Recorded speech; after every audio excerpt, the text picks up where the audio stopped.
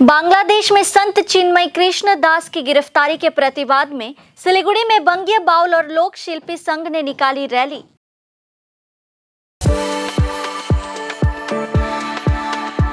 We are the dreamers, the achievers and the leaders.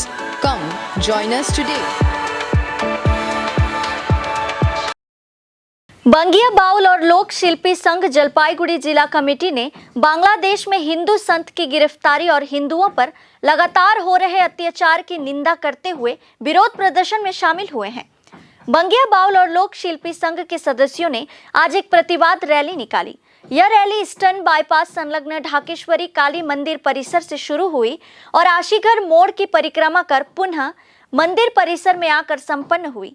बंगिया Baul और लोक शिल्पी संघ के सदस्यों ने प्ले कार्ड और देश के राष्ट्रीय ध्वज के साथ प्रतिवाद रैली में शामिल हुए। उनकी मांग है कि এটা তো বড় নক্কারজনক ব্যাপার, এটা বড় ঘৃণিত ব্যাপার যে আজ 5ই আগস্ট থেকে শুরু করে এ পর্যন্ত সনাতন ধর্মের উপরে যেভাবে আক্রমণ করে চলেছে দিনের পর দিন, আমরা তার প্রতিবাদে আজ আমরা পথসভায় নেমেছি।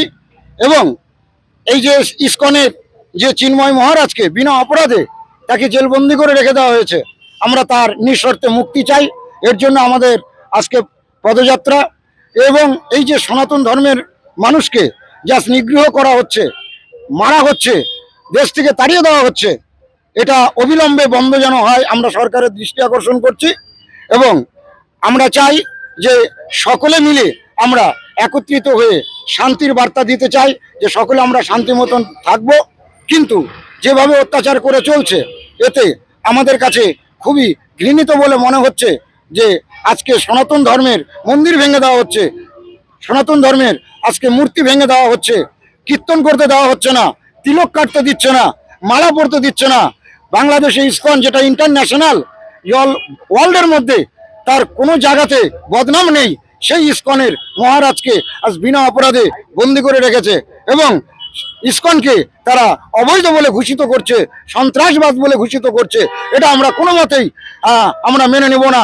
আমরা পশ্চিমবঙ্গের সনাতন ধর্মী যারা আছি, ভারতের সনাতন ধর্মী যারা আছি, আমরা কিছুতেই এটা মেনে নেব না যে আজকে ইসকনকে যারা সব ওয়ার্ল্ডের মধ্যে যার একটা সুনাম আছে আর সেই ইসকনকে সন্ত্রাসবাদ বলে তারা ঘোষিত করছে, দেশদ্রোহী বলে ঘোষিত করছে, এটা আমরা কোনো মতে মেনে নেব না।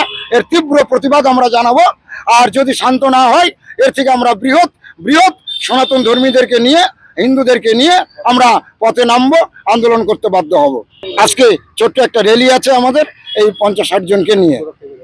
আমাদের র্যালিটা হবে ঢাকেশ্বরী মন্দির সম্মুখ থেকে ঘুঘুমারি হয়ে আশিগড় হয়ে আবার ঢাকেশ্বরী মন্দিরে এসে আমরা সমাপ্ত ঘোষণা করব। স্মারকলিপি আমরা জমা করব না, তবে এর পরবর্তীতে আমাদের আরো কর্মসূচি আছে, তখন আমরা সেটা নিয়ে করব, স্মারকলিপি আমরা করব।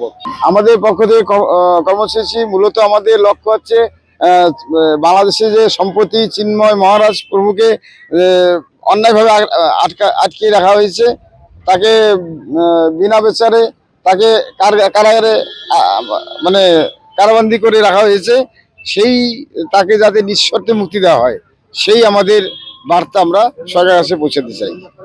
হ্যাঁ, প্রতিনিয়ত বাংলাদেশে শুধু হিন্দু নয়, সনাতনী নয়, অন্যান্য সম্প্রদায় যেমন বৌদ্ধ, জৈন, পার্সি, খ্রিস্টান সকলের বিরুদ্ধেই আক্রমণ চলছে। বিশেষ করে হিন্দুদের উপর আক্রমণের মাত্রাটা অত্যধিক। তাই সেই ব্যাপারটা যাতে অবিলম্বে বন্ধ হয়, যাতে সবাই মিলেমিশে বাংলাদেশে চলতে পারে, থাকতে পারে। এবং এই যে ধন সম্পত্তি মন্দির ভাঙা হচ্ছে, এই সমস্ত বিষয় আমরা সরকারের দৃষ্টি আকর্ষণ করছি যেন কড়া বার্তা দেওয়া হোক। এবং বাংলাদেশে যে সরকার আছে নির্বাচিত না, অগণতান্ত্রিক উপায়ে যে সরকার আসছে, সেই সরকারের পক্ষ থেকে আমরা দাবি করছি।